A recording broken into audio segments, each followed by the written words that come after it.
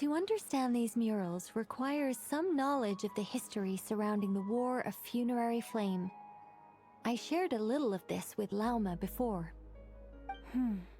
Yes, I think I follow. The dispute between the Moon Sisters, the transformation by Nibelung. Oh no, it's no trouble. I'd be delighted to share the tale again. Alright then. Teyvat's 3 moons and their goddesses were brought into being by the will of Nibelung, the then ruler of Teyvat. But when the heavenly principles came, they changed the world completely, down to its very foundations.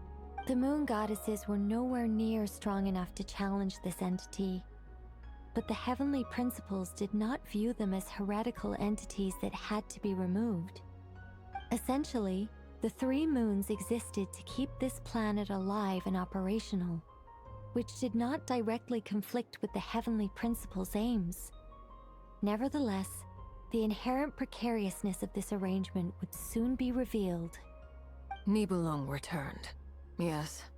He did, and thus began the War of Funerary Flame, a battle for dominance between Nibelung and the heavenly principles.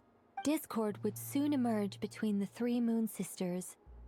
One would voice the opinion that they should follow Nibelung, for it was he who first hung the moons in the sky. Another would argue that taking sides in the conflict would only bring the world closer to ruin. There was no telling where it would lead, especially since their creator had returned, bearing the perilous power of the abyss.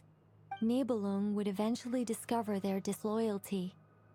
He had all 3 imprisoned before transforming the moons into weapons with which to fight against the heavenly principles. What? Weapons? Yes. The very moons that had once defended the planet became instruments of death and destruction, striking terror into the hearts of all living things.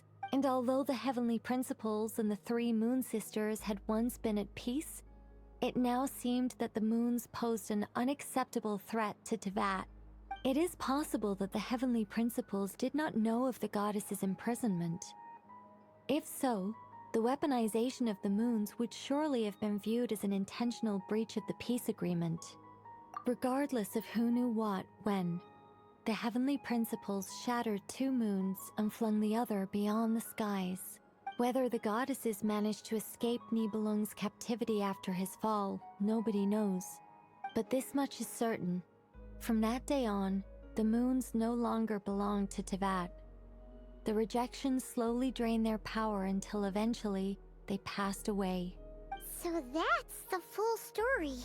You say the moons ceased belonging to Teyvat from then on. Why then would Columbina be born here? That is perhaps due to the lingering connection between the Frost Moon, which was not shattered, and this world. You could see it as the 3 sisters' dying wish. They never desired war. All they ever wished for was to protect this land